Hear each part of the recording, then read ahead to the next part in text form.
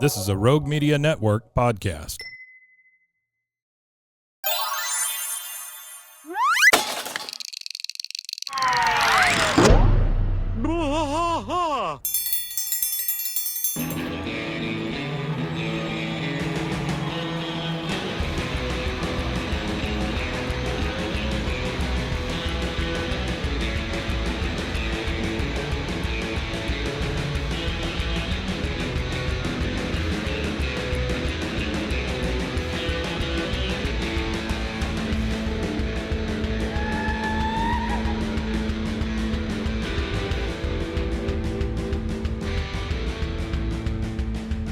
Watch us fight all through the night, deep in the heart of Texas.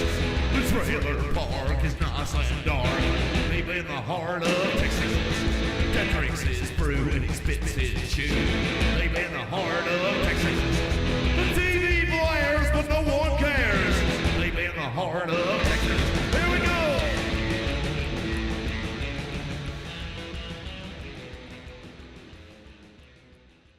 Well, hey there.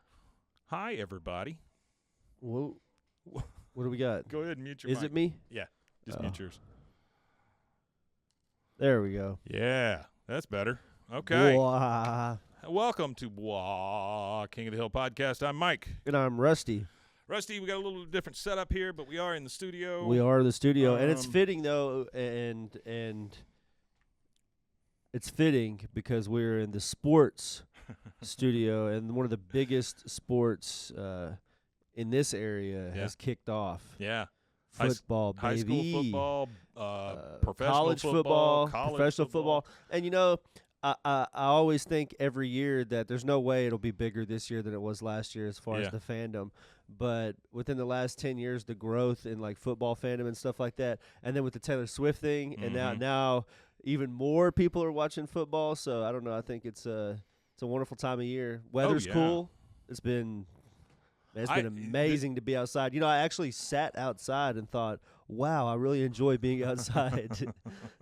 You know, I had that thought the other day, too. I was like walking, I was coming home, and usually it's still, ass hot, and I got home and there was like a breeze, and I was like, holy shit. The one thing that I always associate with football is fall. And so, when I see football start, I know that fall is coming, and I know that basketball starts soon, and so it's a very good time for me. Yeah. Plus, you got Halloween, which is one of my favorites. Then you got Thanksgiving, which is absolutely my favorite. And then Christmas, which is whatever it is. I would imagine you're a big Christmas person, though, with all those kids, huh? I like Christmas, but no, I'm a big Halloween. I like Halloween. Oh, yeah? Yeah. I like the September, October lead up to Halloween. Yeah. That's my favorite. I like when they start time of putting year. the Halloween stuff out in May. That's my favorite. Yeah.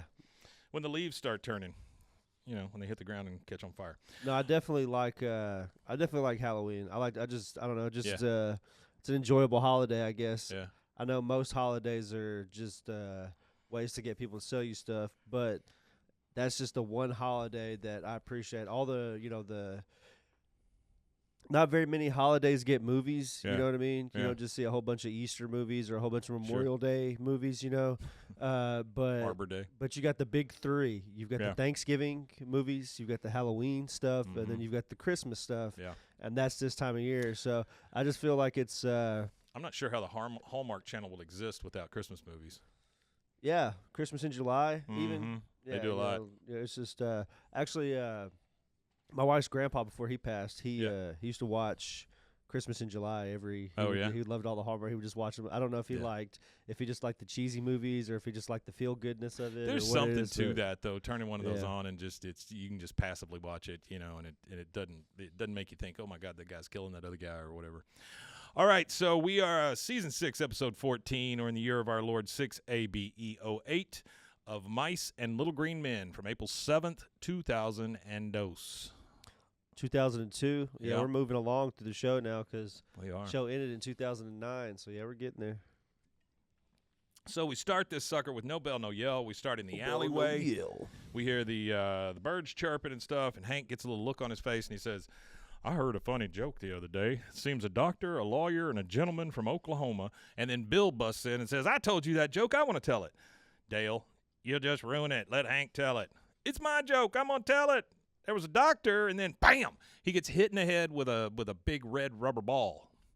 Bill goes down. I mean, he's like, it's like, down goes Frazier kind of thing. He just hits the floor. And nobody really reacts to it. They just see, oh, Bill got hit by something again. He falls down. Hank picks the ball up, and he's like, whoa, what the heck kind of ball is this? And then Joseph comes up with his lacrosse net, and he's like, oh, sorry, I'm trying out for the lacrosse team. And then you've got Dale saying, my son, the jock, with me and your mother as parents. I don't know how you got so athletic. You hear the car radio playing, and we see John Redcorn backing out. He is listening to Rat. That's 2 T's with your Rat. 2 T's. Is that a show band or is that an actual band? No, it was an actual band. Yeah, Rat. They had Round and Round and a couple other songs. Was it like post-pop funk or something? Nah, they were hair metal. Oh, a hair metal band. I think that I'm very diverse in my music taste. Really super diverse. I listen to international music. Yeah. I listen to music in languages I don't understand. Mm-hmm. But the one type of music that I could never feel is like a lot of electronic made music. Yeah. And then hair metal. Well, only good thing, I always say, the only good thing to ever come out of hair metal was Pantera. After that, that's the only redeeming quality that it has. I grew up a big Van Halen fan, so I mean that was okay. And Van Halen, I don't know that I'd necessarily call them a hair band. My wife is. I wouldn't really call them hair metal because of the Eddie Van Poison Halen. Is hair metal. Poison White is hair Snake. metal. White Snake, Warrant, those guys, they're hair metal. That's hair metal to me. Yeah, because it all sounds the same, and you could have interchanged any formulaic. of the singers. Like you could have just pulled anybody from any of those bands and moved them around, and they would have been pretty much the same. Motley Crue, I don't think of as a hair metal band until later in the years. Like Dr. Feelgood is about the time I think of Motley Crue as hair metal. Yeah, I think they're in the league of their own too. Like I said, like you said, Van Halen, it can't really be hair metal, even if they had some of the similar characteristics because of the pure instrumentation from Eddie Van Halen on the guitar. When they first came out, that's not hair you metal get that music. Women and Children First album. That is not hair metal. That's just straight up rock. That's good stuff.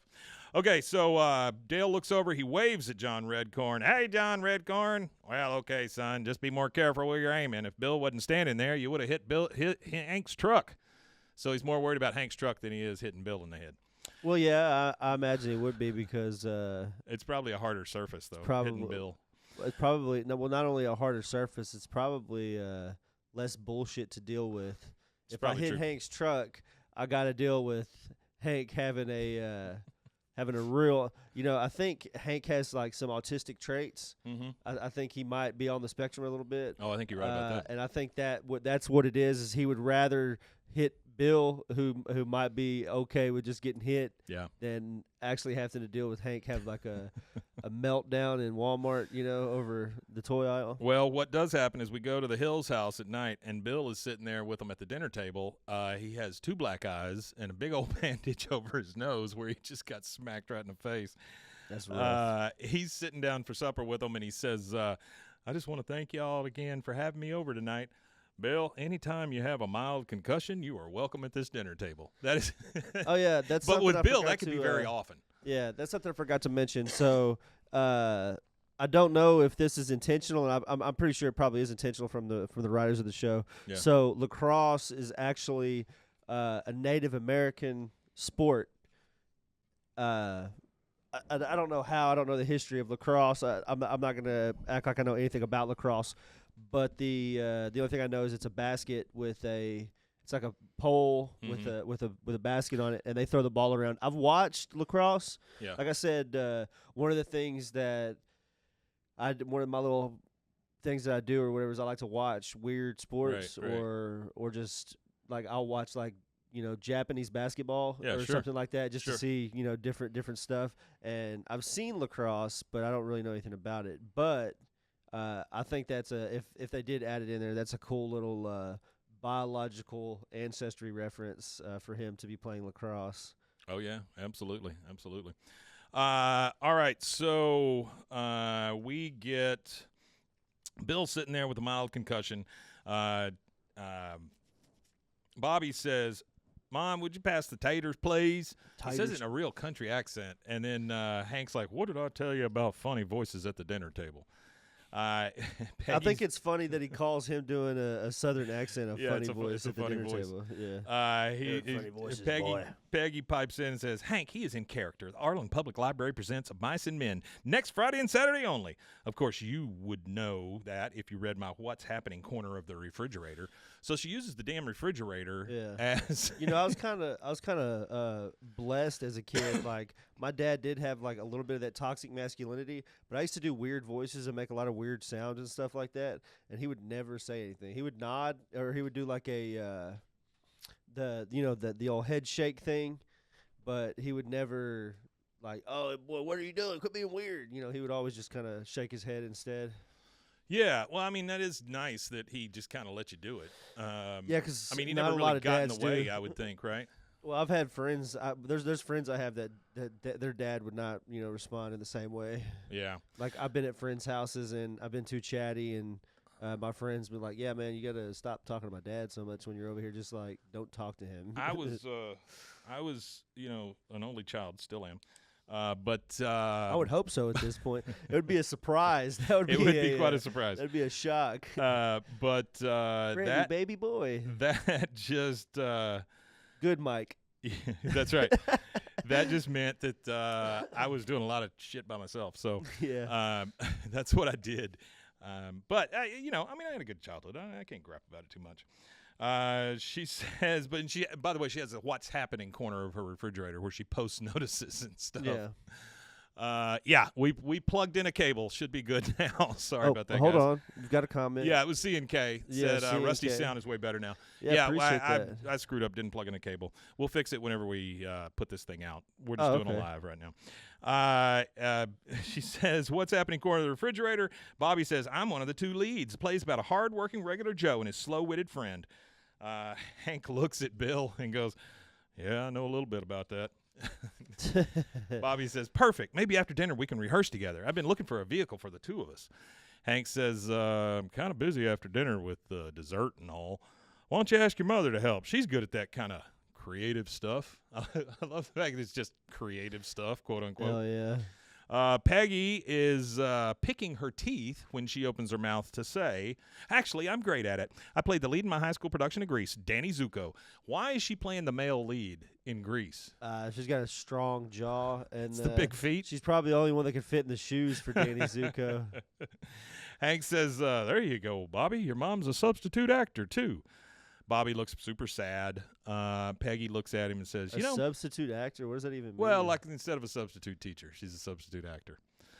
Isn't that called an understudy? Yeah, I think so. But Hank's not going to know that. Hank doesn't know that. She says, what does Hank know? She looks at Bobby's sad face and she's like, I'd love to, but what I really want to do is direct. Break a leg, Hank. And then she just like leaves the room. Bobby says, great, I'm George. You'll be Lenny. You want me to tell you about the rabbits? And then Bill, who's been sitting there all along, who we forget is even sitting there, looks at his plate and goes, is that what I'm eating, rabbits? Because I can't taste a thing with this broken nose. And he holds his plate up to his face. Peggy says, it's macaroni and cheese, Bill. He goes, bam! And then in comes that ball and hits him in the head again there at the table. He goes, hot rabbits! And he just falls down. I don't know why Joseph is so crazy with his ball, but Hank walks out with the ball. He's going to give it to Joseph. He says, Joseph, you got to be more careful with that thing. He goes, it wasn't me. It was my dad did it. Dale is hiding in a bush next to Joseph. He comes up out of the bush and says, thanks a lot, son. You should try out for the gymnastics teams. You're pretty good at rolling over. That's good. I'm in over my head, Hank. I ran out of advice after I told him to hold the stick like a giant cigarette. Hank throws the ball back to Joseph. Joseph catches it. He then throws the ball. Joseph throws the ball at his dad. Heads up, Dad. And Dale's just like avoids it. And Hank catches it. He goes, good hands, Mr. Hill. And then Hank, kind of getting into this because Hank's a sports guy. So what do? You just flick it? And then he throws it, and he's like, oh, it's all about the follow-through. And then Bobby, back inside, sitting by the now giant broken glass door where the ball came through and hit Bill in the face. looks at Peggy and says, well, so much for rehearsing my play with my dad, because, Hank's out there throwing the ball around with Joseph now. She says, no, honey, I'm sure your father will be back any minute. And by the way, she's wrapping up the leftovers in colored saran wrap on the plates. Your mom ever do that? Just put the saran wrap right over the plate and then stick it in the fridge? Yeah, I'm sure there's a variation of that. She takes the plate that's still got food on it. She puts the saran wrap on it, and then she turns it upside down to make sure the saran wrap's holding. Usually foil. Yeah, that's what I would think, foil, My mom was big on foil, and then I used to ask her why foil and not saran wrap, and she says because foil has thermo capabilities. Well, not only that, saran wrap's a pain in the ass is what it is. Saran wrap is a pain in the ass. I've just never liked that stuff. I don't think it's good. I don't think it holds. I don't like it. I don't know who fooled all these ladies into thinking that saran wrap was good. Yeah, their wrap's not very good. So she says, he probably went to the hardware store to fix the window, so we won't be murdered in our sleep. I mean, she says it so casually, so we won't be murdered in our sleep. Bobby overhears outside Joseph and Hank still playing catch. Bobby comes out and goes, what are you guys doing, catching butterflies? Hank says, sorry, Joseph, I got to go play make-believe with Bobby. I mean, that's really reductive of him, but not only is it reductive, it's also pretty, deconstructive for their relationship and stuff. It's crazy to tell your kid who is interested in other things and that's the thing that, I mean, it's one of those dichotomies in Texas, too, that they kind of – where you get a kid who has zero. I had a buddy that was like this. It was one of my close friends where they have zero interest in sports. Yeah. But because they have any remote bit of athleticism, they're kind of pushed to be in sports. Yeah. Like Johnny Manziel's all kind of like a perfect example of that. He said by the end of it, he said, I didn't know who I was playing football for anymore. He said, he said, I liked baseball. He said, once I got to the end of baseball, I was burnt out. Yeah. He said, that's kind of what happened with football. I was as good as I could be and did as much as I could do, and that burnout gets real, and kids just parents, please quit trying to live vicariously through your kids. Yeah, absolutely. And let you your see kid a lot be in weird. baseball around here. We wouldn't have Saturday Night Live or any of these we wouldn't have Dave Chappelle if some parent didn't say, hey kid, go be weird in the world. Yeah. Did you see that about Saturday Night Live, that thing they're making, the movie? Yeah. I went and watched Beetlejuice. Yeah. Wait, I won't say it a third time. We don't want him messing up the show. Sure. No, we went and watched that. It was, it was. Oh, they said it was very good. It was, I guess I wasn't shocked because it's all the same people. Mm-hmm. Danny Elfman's music was amazing. Yeah. I'm not going to ruin it or anything. No, please I'm don't. not going to spoil anything. Music was amazing. They still had some of the weird animation, like the sandworm animation or whatever. Yeah. They still had some of that same, Tim Burton style claymation stuff. My stepson, it was really good. My stepson and my daughter-in-law took the grandkid to see it, and they said it was fantastic. I mean, they came through just saying it was funny as hell. So they really enjoyed it. It was really good. I think I personally think the beginning was just a little bit slow for me. Yeah. So I was kind of nodding. Yeah, sure. But once the action kind of picked up, it got pretty good. It was really funny. I'm really surprised. Hats off to Keaton or whatever, Michael Keaton, to be that age. Oh yeah. I forgot he was 71. Oh yeah. And I'm seeing him, walking around like Beetlejuice does, all weird and stuff. And He's I'm been around for a that's while. a 70-year-old man doing that. He's out there. He's doing a good job. He's doing a good job. He did a great job. So Hank says, I got to go play make-believe with Bobby. And then Joseph says, thanks for the tips. Maybe I can try them out with my dad. And then it goes over to Dale. He's sitting on the ground flicking a lighter like a Zippo. And he goes, whoa, wait a minute, Hank. I noticed when you threw the ball to Joseph that it went to Joseph. Seems to me that it would be good for him to practice with a man who can do that.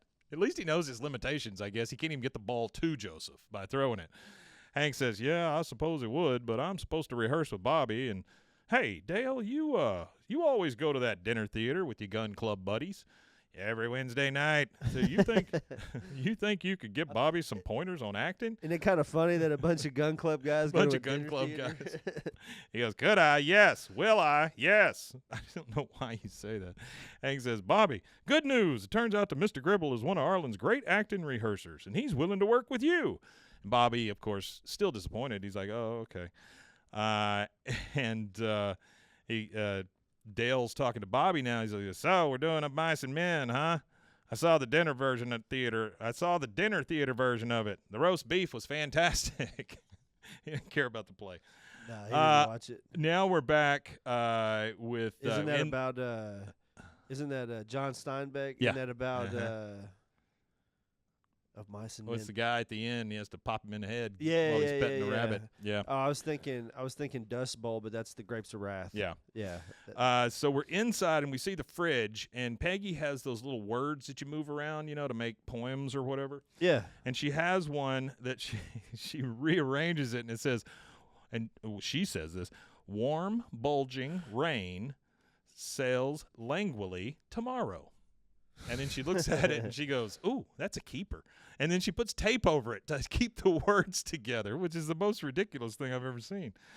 Now we've got Bobby and Dale in the living room. Bobby's saying, "That's right. It's going to be nice there. Ain't going to be no trouble, no fights. Nobody's ever going to hurt nobody or steal from them. It's going to be nice." He looks over at Dale. Got a single tear rolling down his face. One tear. He goes, "Bravo, Bobby, bravo. That's the best performance since Michael Caine's ether huffing abortionist in the cider house rules." What a specific reference. He's a movie buff. Yeah. Well, he's to do the reference. He's a Michael Caine buff. If you say the words Michael Caine, it sounds like you're saying Michael Caine with his accent. Sure. Michael Caine. Michael Caine. Michael Caine. Peggy comes in and goes, "Bobby, I thought your father was going to rehearse with you." Bobby says, "It's okay. Mr. Gribble's an excellent acting coach. He's showing me how to channel my disappointment in Dad into great art."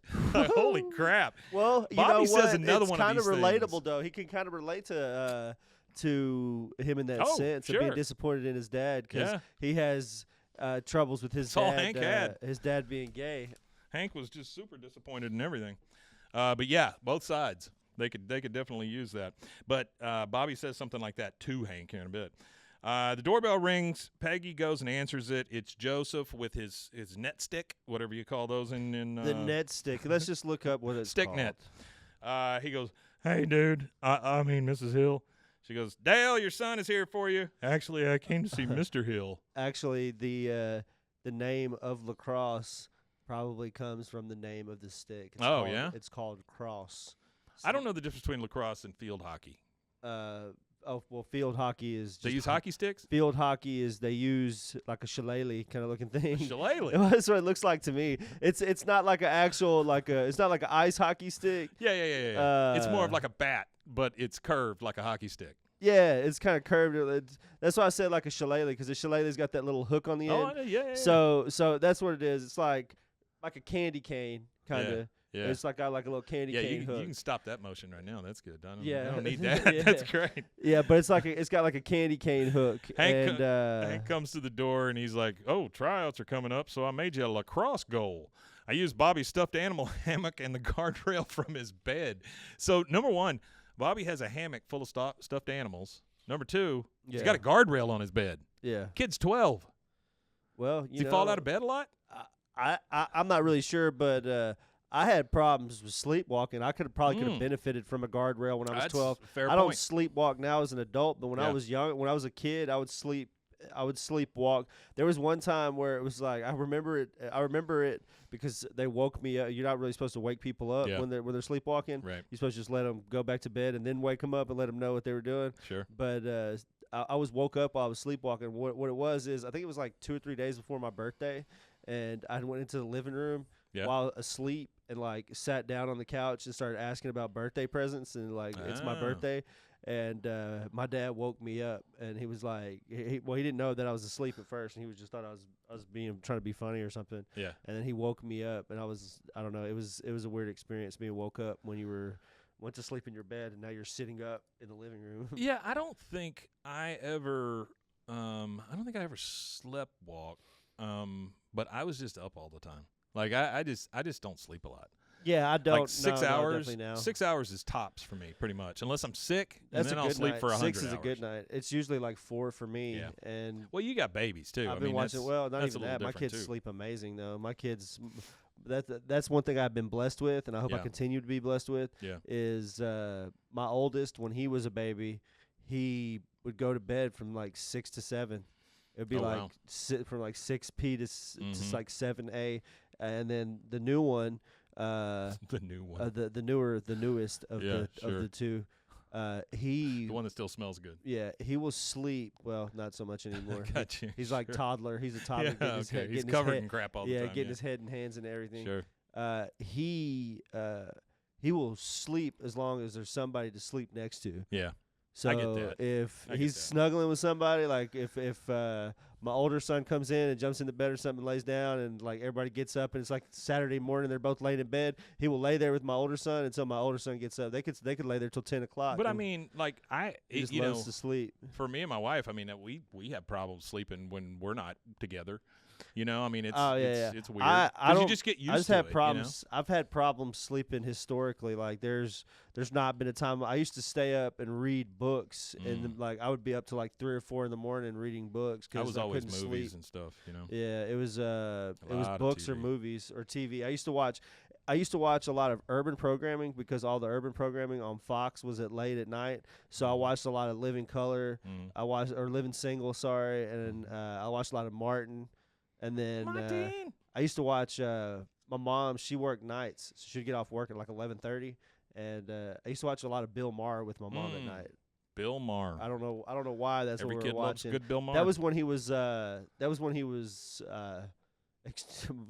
Like he's kind of got old and shifted to a little bit more, but that was when he was like far left. That's when when I was a kid, I was watching Donahue, and I was watching Tom Schneider and all that stuff late at night. You know, I was watching that's what I watched, all that late night stupid stuff. Conversation shows. And Craig Ferguson.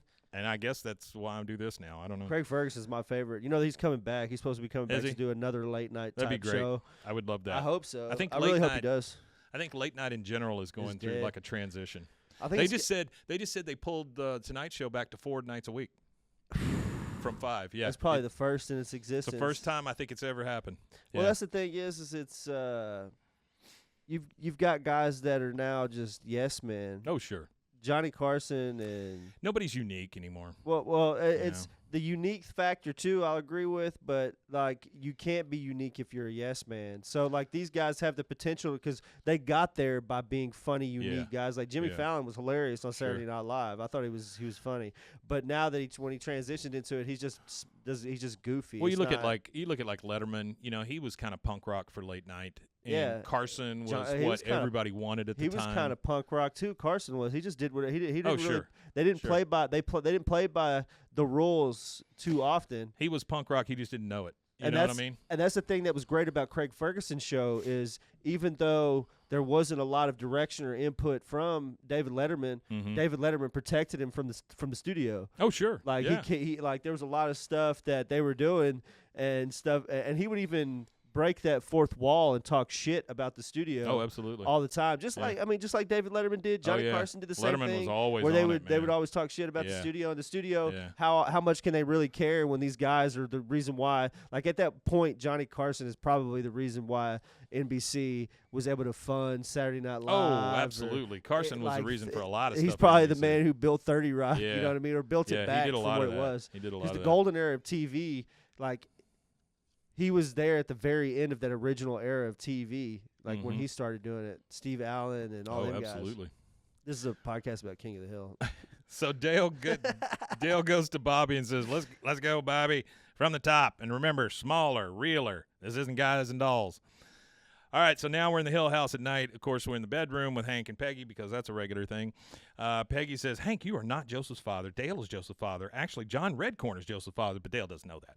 Point is, you're only his grandfather. You're not supposed to take over for Dale until he's gunned down by federal agents. That is the agreement." That's funny. That's my favorite line in there. I actually posted that clip on That's pretty social good, media. man. Yeah, Hank says, "I'm not taking over. I'm just helping the boy make a team. If Bobby were trying out for a team, I'd help him too." Peggy says, "You know very well that's not going to happen." Hank's like, "Yeah, I know." And then they turn the lights on. It's so depressing. Now we go to the Arlen Public Library. On the sign outside, it says, "The Bookworm Players present Of Mice and Men." And then below that says, "Overdue book amnesty week ends tomorrow." So that's kind of funny. Make sure you get your books back. There's a overdue book amnesty this month at our local library. It is. Yeah. I saw that. I saw it in the paper. Isn't that funny? Yeah. That's the episode we're on. Yeah. So, if you're in the Central Texas area and you use the McLennan County Library. Take back the old library books. This month, they have an amnesty. So, if They you've won't kill lost you. a book, if you have an overdue book, if you have $100 worth of, if you get, like I went up there and had like they told me like $140, and I don't even remember what it was for, nothing like that. It was from something from my childhood or something. Sure. And little engine that could. Yeah, the little engine that didn't. But they said when I went up there, they were like, yeah, we'll just give you a new library card. You don't have to worry about any of that. Yeah, I mean, they got to do that every once in a while, I would imagine. But, all right, so we're at the library for this big presentation of Mice and Men. Director behind the curtain. He's like, 2 minutes to curtain. Take your seats, please. Can we have everybody sitting down? Thank you, thank you. And then some guy comes over by Peggy out in the audience and says, excuse me, is this seat free? She goes, no, this seat is reserved for the father or the star of the show. I am the stage mother, Peggy Hill. Please clear the aisle. I mean, she's just like, no, get the fuck out of here. Yeah, get out of here. Dale's next to him. Dale and Boomhauer are both out there in the audience. And he says, sorry, I had to stop by the bathroom to throw up. Are you as nervous for Bobby as I am? She goes, Dale, if you want to make this a competition, I will win. Like throwing up? Is that the competition? That's kind of crazy. Dale says, so where's your better half? Well, he must be off dealing with a propane emergency. As a propane wife, you'd think I'd be used to it by now, but I am not. A propane wife. Bobby looks out. That'd be a good shirt too. Oh yeah, I'm a propane wife on the weekends. It says Bobby looks out from the back of the stage and he's very sad because he doesn't see his dad sitting next to his mom. Now we go over to the lacrosse field and we get Nancy, go Joseph, and then Hank's right there, which it sucks because he's there even though his kid's doing something. Go, Joseph, go, yeah. And then he looks at this guy next to him. He's got a hot dog half in his mouth. And he goes, that's my neighbor's boy. Like, Hank, you got a kid. Go support your kid. Go support your kid. Yeah. Joseph. Not live vicariously through somebody else's illegitimate love child. This makes Hank seem like it's not really even Dale's bad kid. You know what I'm saying? It's not even Dale's kid. Yeah. Hank. He's already got enough it's dad like problems. It's like basically just some kid that wandered up. Yeah. He's got enough dad problems. He doesn't need you in the mix. Joseph comes up and goes, where's Dad? I was hoping he'd take infrared footage of the game. Infrared footage. Nancy says, I don't think he's going to make it, Shug. Maybe he locked himself out or in something. Joseph gets sad. So now both kids are sad. Now we go to a place that we've never heard of, never seen before, King Kong Ice Cream. Big ice cream cone outside with King Kong on it, airplanes coming around it. That's actually a pretty good. Oh, it's a great one. Good idea. Yeah, but I mean, I don't think we ever hear about it again, and we've never seen it before. Workshopping a title for that horror thing. Oh yeah, the Hillbilly Hell Drive-In. Yeah, I like that. That way you don't have to just stick with horror movies, but you can do still whatever. Do the Hillbilly Hell thing. Yeah, I like it. Yeah. All right, so we're in the King Kong Ice Cream, and Dale is walking in with Bobby. He goes, Bobby, I'm sorry, that was Hank, that wasn't Dale. Dale says, Bobby, what a great performance. Your mother and I have never been prouder of you. Bobby says, I just wish my dad had been there to see it. He would have loved it. What you were doing with your hands in the second scene, masterful. I don't know what to do with my hands in real life. That's why I smoke. Which is that was the hardest part about stopping smoking cigarettes for me. Oh, what the hell do I do with my hands? Oh, because when I was a kid, I always got in trouble for banging pencils or doing stuff like that. So I just that hand thing went to cigarettes. Oh, 100%. Cigarettes became the hand thing, and then it's like, well, now what? Because I would just awkwardly stand, and I'm like, well, what do I do with these things? Like, well, Peggy says, I solved the hand problem back in high school when I was in Greece. I kept them in my pockets, only took them out to hand jive. Yeah, I kind of love that. Hand jive. They look over. That's another Grease reference. That's exactly right. They look over, and Hank is sitting there eating ice cream with Joseph. And they're coming in the door, hands. So it's just wrong. You know, I mean, it's eating it like that. Yeah, it's flipped. It's like Dad, Bobby, Dad, Joseph, and then you hear this country music playing, and we get a really, really extended silence, and then Dale says, "Well, this is awkward." He looks at his hands and stuff. And he goes, mind if I smoke? So there's your callback for the hand thing. Yeah, there you go. Mind if I smoke? All right, and that is the first commercial break. We'll take that, and we will be right back. Right back.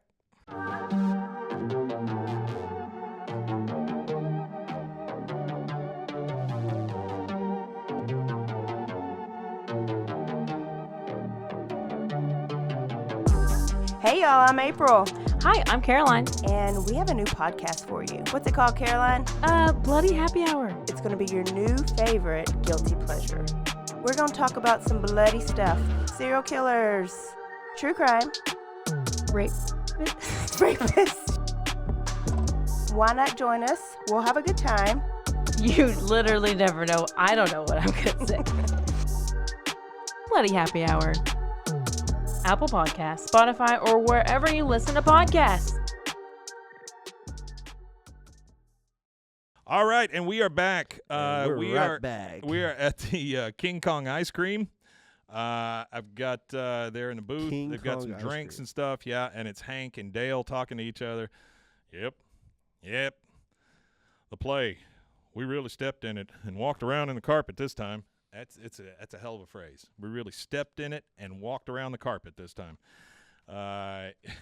He says, poor Joseph. He says, can you send a 13-year-old boy a bouquet of flowers? Is that appropriate? No, Dale, it's not. Hank says, well, if it's my boy. He goes, if the boy is my boy, you can. Now, why am I knocking Bobby? We're the ones who are having trouble with the kids communicating, the emotional whatnots. Emotional whatnots. Dale says, sometimes I ask myself why I even bother. I mean, it's not like Joseph's even my son. This catches Hank sideways because he's like, what? He's like, what? He did does he know? Or yeah. What's really going on? Because everybody knows but Dale. He's like, what? Oh, that's crazy. Why would you say something like that? Now that Joseph's hit puberty, the differences are impossible to ignore. We don't look alike. We don't have the same interests. Oh, come on. Sometimes I think the only thing Bobby and I have in common is our waist size, which is actually a pretty decent joke by him. That is a good joke. Dale says, true, but get this. I recently saw on the Discovery Channel that it takes 9 months to make a baby. He recently saw that on the Discovery Channel, by the way. Wow. That it takes 9 months to make a baby. Yeah. Well, 9 months before Joseph was born, me and my reproductive organs were 500 miles away in Marfa, Texas. We get a flashback to Dale out in the boonies in Marfa, waiting for those lights to come up. If you don't know anything about Marfa, Texas, it's almost like what do you call that thing in Alaska where you get the Great Northern Lights? Oh yeah, it's kind of like that, but they say it's like UFO lights in Marfa. Yeah, well, I don't know why they keep showing up. I had a little deal for it. So Marfa lights, it's a real phenomenon or whatever. Mm-hmm. A lot of the lights, Dale says, are swamp gas, experimental aircraft, or weather balloons, or whatever, which are all UFO glitches.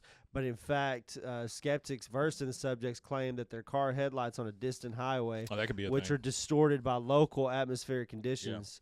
Because of the frequency of the appearance of the lights, either the skeptics are right or it's just adjacent to a very busy UFO highway. I've definitely heard that before, that it's the lights hitting. That's what they say. They say it's the lights, and it's just like they also have the is it in Marfa where they have the Prada art installation? Oh, maybe that. I think it's the in tiniest Marfa. Prada it's like the store tiniest Prada store. It's like not even really just a store. It's just the installation.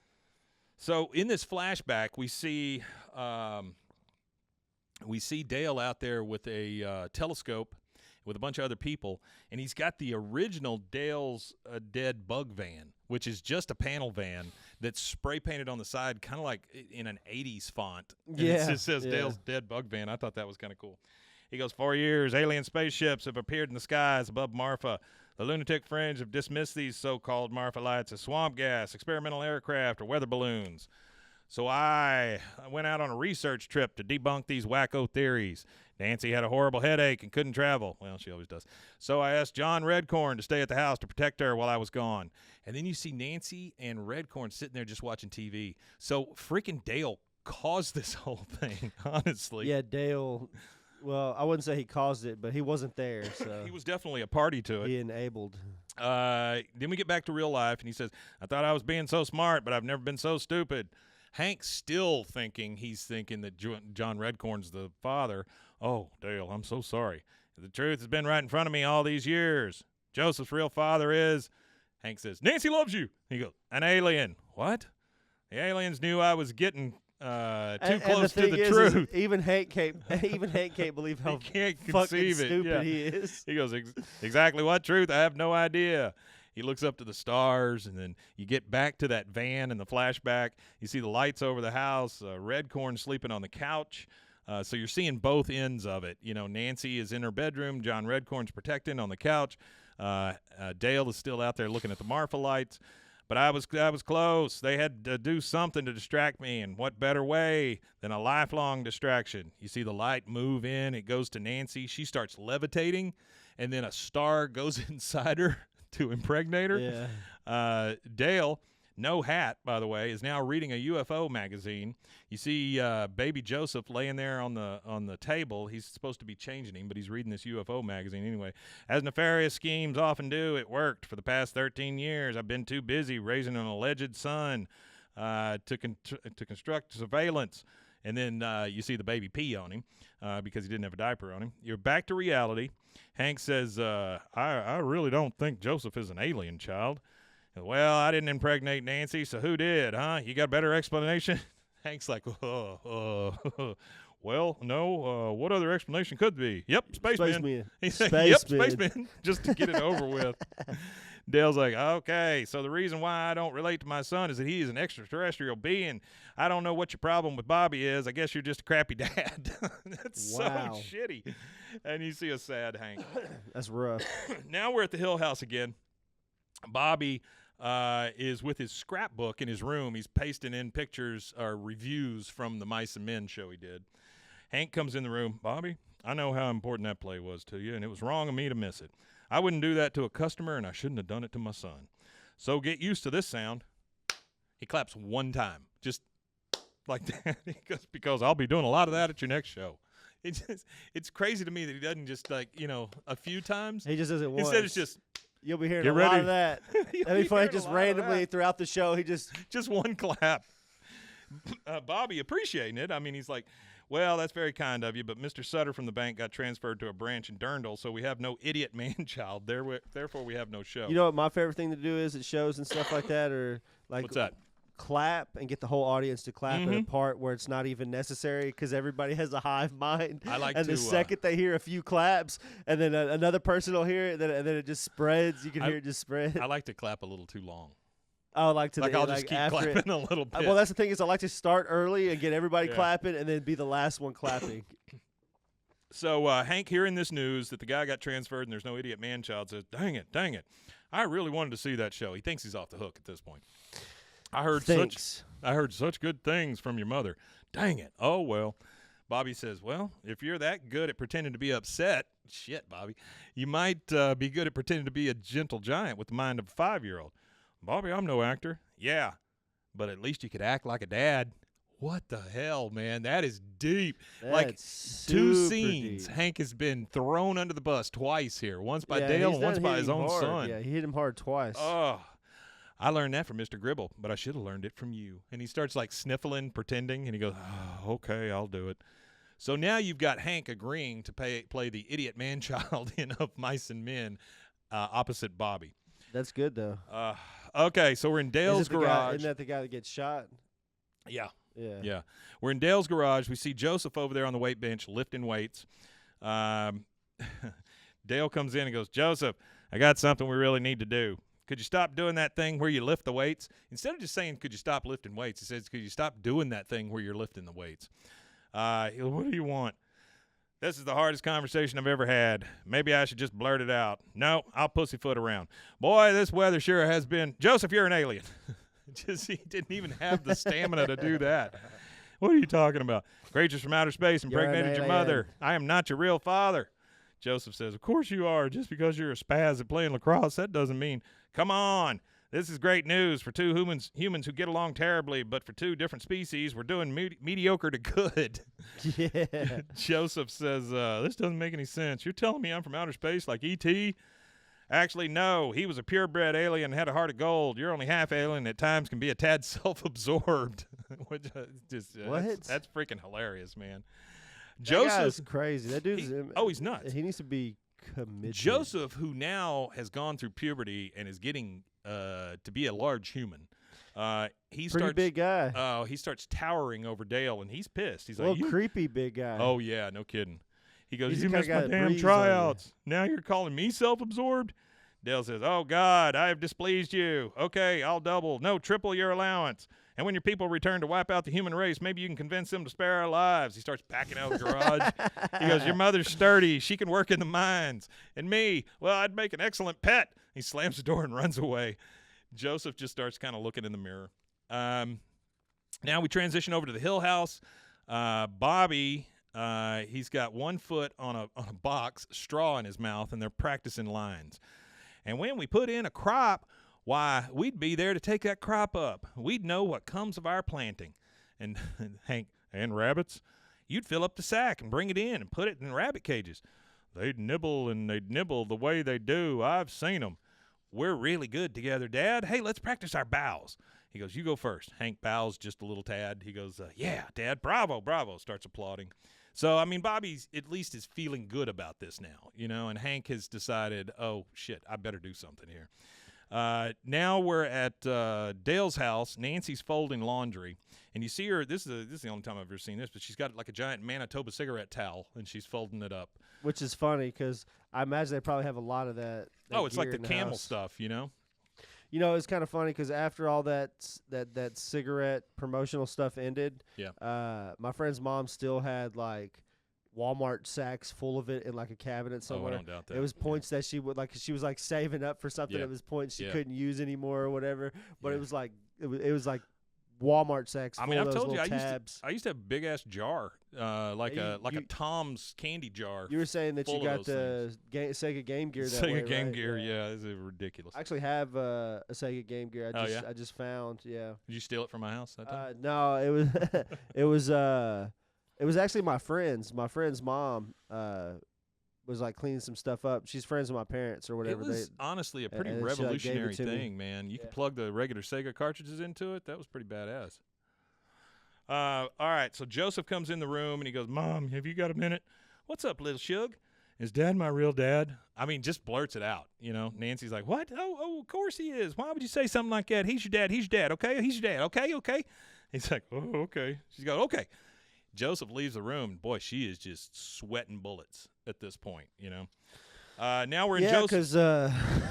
Yeah. Everybody thinks he's getting there. Both close. of them are getting super close to the truth. Now we're in Joseph's room. Joseph is talking to Bobby. She was scared, Bobby. It kind of scared you only seeing an Earth woman who's given birth to a half-human, half-alien baby. Bobby, Joseph, you are not an alien. You're being crazy. I knew you were going to say that. Oh, no, I have ESP. What's happening to me? Dale comes in the room. He's got a giant TV he's bought him.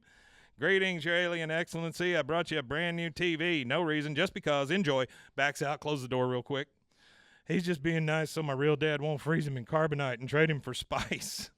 It's not like he really wants me to be here. Bobby says, where are you going? I'm tired of being a freak. I just need to go live among my own kind. I need to go home. He stares out the window just at space, like he's just like, I need to go see my own kind. All right, we're back at the library play. Now, Hank is in just overalls, no shirt underneath it. Got one of the little arms of the overalls hanging down. Yep. He's exposed. He is exposed. He is. This is the most exposed he's been in public. Hank's nipple is free. Actually, I say this is the most exposed he's been in public, but we already did the tornado episode. That's true. He was completely where he naked. had a barrel of pickles hanging out. The director is back there. Places everyone. Hank looking at Peggy. He's like, hold on. Where's Bobby? Peggy says, well, I thought he was with you. No, I had to come early for body makeup. Body makeup. He needed body makeup. What's that, bronzer? I guess, man. The director comes through. Oh, no. Where am I going to find a George at this last minute? Peggy's like, I'll do it. I mean, she just right on it, boys. She just, I'll do it. Because it's about her. Hank says, wait a minute. I was just doing this for my son. If he's not here, I resign my part. Director says, Hank, the show must go on. And this is Stephen Root doing this voice. We have a room full of seniors from Garrity and Sons Nursing Home, and we may have told them this was Broadway. I don't want them to be disappointed. Oh, wow. The curtain opens. They don't know where they're at all. No. Yeah. The curtain opens. There's a ton of old people there. And then Dale and Boomhauer sitting in the front. Boomhauer, of course, in his Miami Vice finest. And you just hear, and the curtain opens, and then Peggy comes out reading off of the script. Lenny, for God's sake, don't drink so much. Hank's sweating, scared, looks out, he goes, that's good. You drink some, George. You drink some, too. She goes, I ain't sure it's good water. Looks kind of scummy to me. that line could be better. Who wrote this crap? I mean, she's looking at Steinbeck's stuff and going, John who wrote Steinbeck, this crap? yeah, critically acclaimed author. All right, so they're driving home. Hank is still in the overalls. Every middle school ever reads his books. Yeah, no kidding. Yeah. Peggy says, this is not like Bobby. He was so excited about doing the play with you. Is it possible he got a better part in another play? Yeah, Peggy, that's exactly it. He went and did another play. Hank says, if he wanted to make his old man look like a jackass, well, he finally did something right. Damn, Hank, shit. That's a lot of little backhanded insults, you know? They pull up at home. Dale comes running out to the car. The alien has escaped. Hank says, what? He goes, Joseph, he's gone to Marfa, and he's taking Bobby with him, probably as food. Hank says, that UFO place? Oh, God. And Dale says, yeah, and FYI, Boomhauer said he could see your nipples on stage. Let's go. This is one of the geographical continuity issues here. See your nipples. Marfa from Central Texas is a long fucking drive. It is a very long way. Yep. It's a good probably 7-hour drive, 6-hour drive, easy. Yeah. So Joseph and Bobby are driving. Well, they get on a bus. Sorry, a bus. And a bus. Well, a 6 to 7 hour ride is probably like 12 to 15 hours. That's what I'm saying. You can like triple the amount if you're on a bus. I used to take a bus to Oklahoma in the summers when I was a teenager to go hang out with a friend of mine. And first time I ever got on when I was like 15 or 16. Yeah. And I'm thinking, oh man, it's only a 6-hour drive. I've driven it before, and my mom just finally got to the age where she was trusted me enough to go on a bus by myself. So, well, I mean, in England, man, at like 15, 14, you're on trains all over the country by yourself. I would imagine. Yeah, it's what you got. But we got on the bus, and I'm thinking, man, this is gonna be a nice little 6-hour ride, you know. You get about 3 hours in, and you're like, later. Man, we're not even that far yet. You know, you're like, we're in Marlin. Yeah, you're not even that deep into the drive, and you're just like, oh, you guys stop every 10, 20 minutes. So we saw Dale informs Hank that Boomhauer saw his nipples. They take off for Marfa, and that is our second commercial break. We'll take that, and we'll be right back. What he said. Snack Attack is a podcast about the history of your favorite snacks, candies, and treats. Each 5-minute or less episode features the history of a great snack from around the world. We'll also visit what the status of the snack is today and give you a little knowledge to lord over your friend. Snack Attack is available anywhere you get your podcast or at roguemedianetwork.com. Let's get snacking!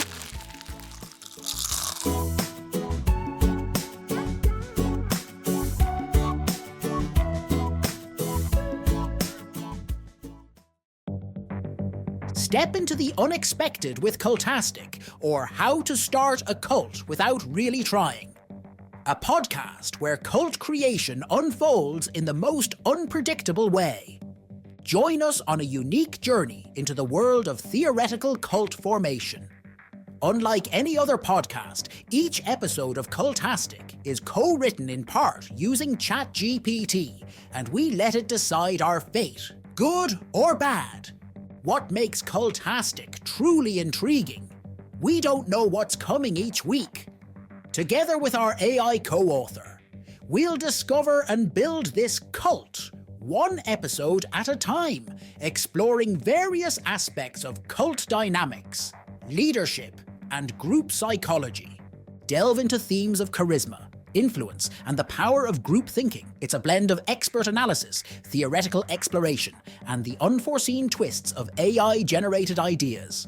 Remember, Cultastic is an exercise in imagination and education where we weave a narrative one episode and one tenant at a time. Curious about where this journey will take us? Subscribe to Cultastic or How to Start a Cult without really trying on your favorite podcast platform or at roguemedianetwork.com.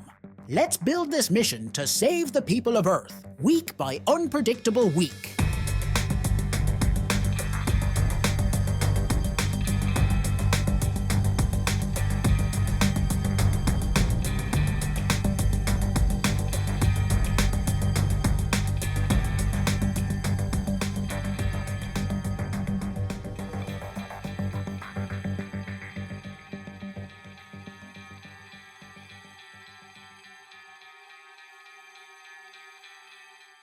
Hey, and we are back. All right, so we are now at the Marfa Lights viewing area where the weird lights are, where all the UFOs are. People are watching. There's a guy in an alien costume comes by drinking an Alamo. We see the boys, Bobby and Joseph, pull up. They are on like a Greyhound bus. They get off. And Joseph says, I hope my alien dad loves me more than my real dad. Damn. Whew. Bobby says, so what happens now? A flying saucer drops out of the sky. Some little green man in a tinfoil suit says bleep glop, and you say bleep blop, and then you live happily ever after. It's not going to happen. Joseph gets down and puts his ear to the ground, which is, I don't want to say that that's a Native American activity, but it kind of is. You know, that's kind of something you associate with that. Oh, yeah, for listening to the ground. He goes, dude, he's coming. And then we go back to Hank and Dale. They are on their way. Hank is driving the dead bug van, though. Dale's dead bug van for some reason. Which is odd, yeah. Yeah, it's weird. Hank says, why did you have to tell Joseph he was an alien? It's the truth, isn't it? Well, sometimes it's better to keep the truth from someone, especially if you know they can't deal with it. I think he's talking about you, Dale. Dale says, I felt the same way when Boomhauer told me I had bad breath. Since then, I've learned to inhale when I talk. We go back to the viewing site. Bobby is like, oh, it's getting cold. Now, I'm not saying we're wasting time because this is great people watching, but I'm about ready to go. Joseph stands and starts to leave, and he goes, how is my dad's tractor beam going to be able to lock in on me if I'm blending in with all these idiots? And he takes off running. Bobby starts running after him. Joseph, no, stupid UFOs are coming. The only lights we're going to see are the lights of an ambulance when they come pick up our cold, dead bodies off the ground. And Joseph just keeps hauling ass. Bobby, of course, is out of breath real quick and just kind of sees him still run away. Now, for some reason, Hank and Dale have stopped at the souvenir tents near Marfa. I don't know why they didn't just go straight to the viewing area. Yeah, I didn't know that. I've never actually been and stopped in Marfa. I haven't either. I want to do that one time. That'd be cool. Yeah. I bet it's just nothing but tourist trap stuff now.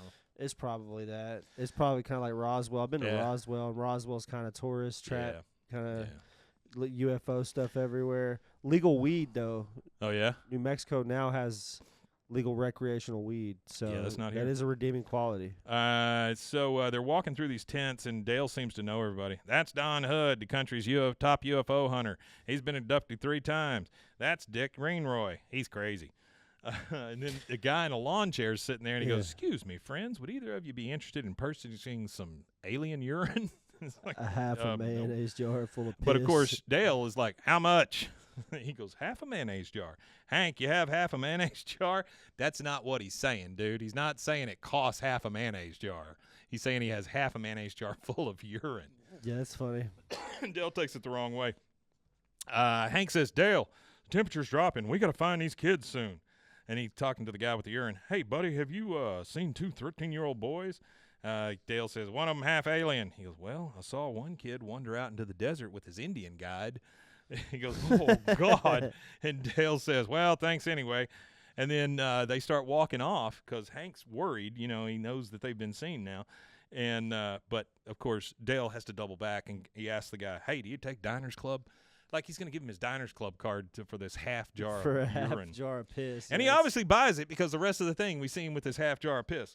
Which is kind of gross. He's ridiculous. He's a ridiculous man. You know, back to some more heartfelt shit. So this episode, I really like it because the next scene that we're coming up on or whatever, it really shows that it doesn't matter. His mom, his wife did cheat on him, so I guess that does matter in the grand scheme of things. Sure. But being a dad is less about biological stuff and what what kids you have, and it's more about the person that you are for those kids. Well, I mean, I've got 3 life. stepsons, and every one of them, I feel like we've bonded over that kind of stuff. I mean, I think I've taught them a lot. Yeah. You know?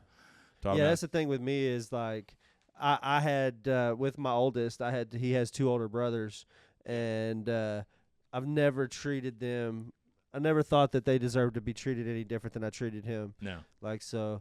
I used to have him at Christmas and stuff like that, and I always used to make sure to have not just dollar store gifts for them just to get them something. I used to get them actual gifts, like when they opened Christmas, they were just as excited as my kid was to open Christmas. It makes a difference, man. It makes a difference, I mean, and that was even when I wasn't with their mom anymore. I just did it because I like kids just my sister's dad. Yeah.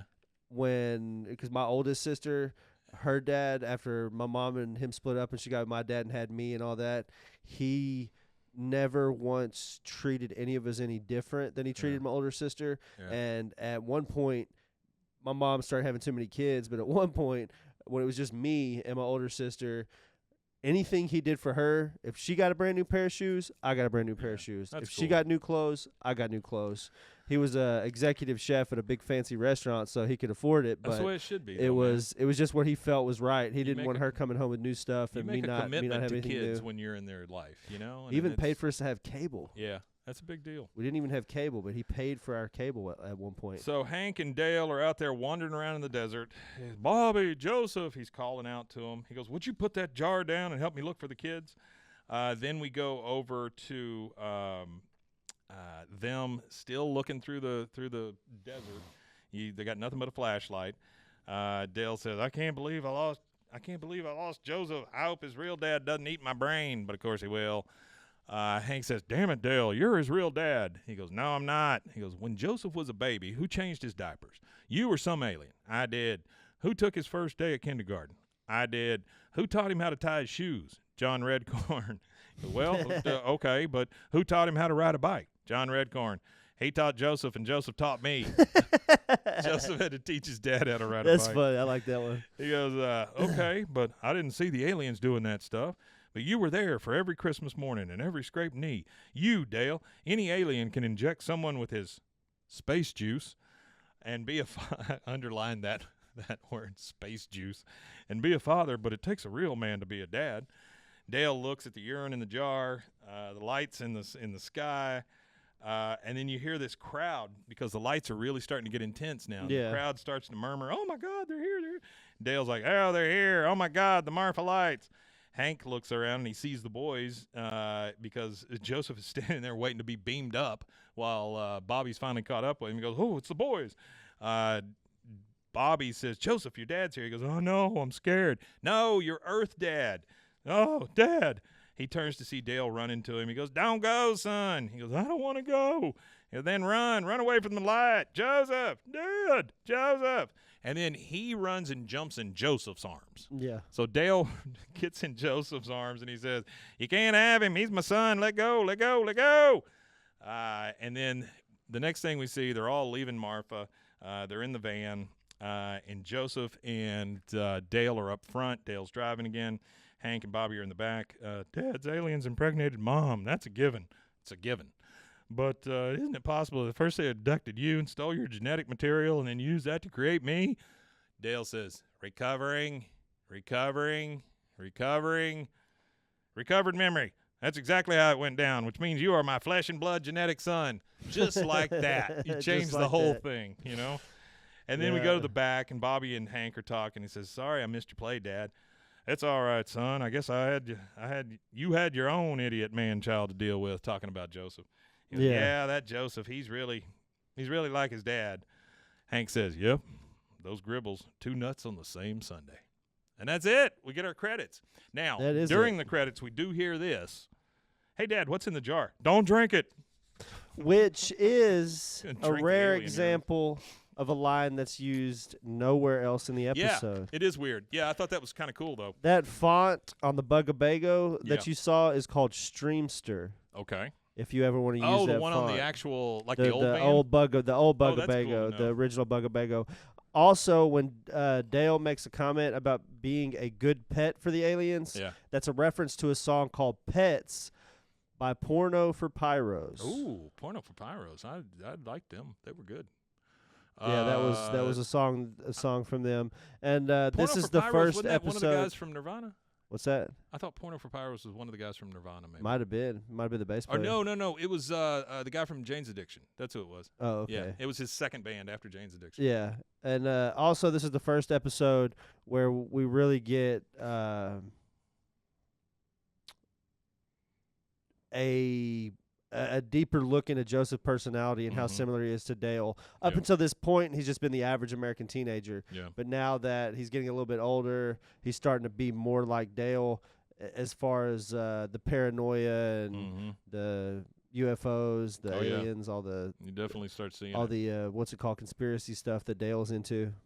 Well, that's it, guys. Thank you again for joining us. Rusty, you want to tell them where they can find us? Yeah, you can find us at BWAAA. That's 3 A's, KOTH.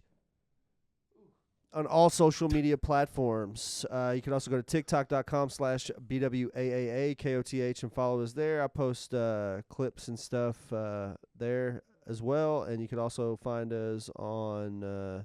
what's this app called that I post videos on here lately? It's a new app that was like Scoops.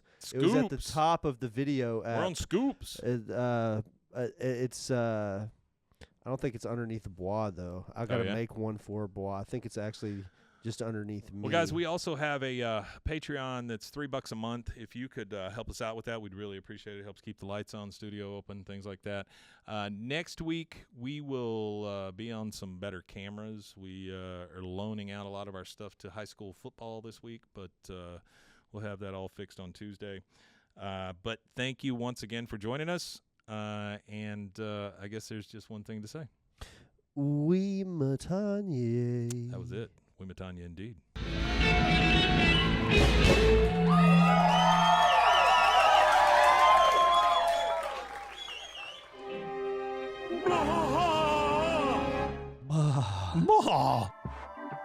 This has been a Rogue Media Network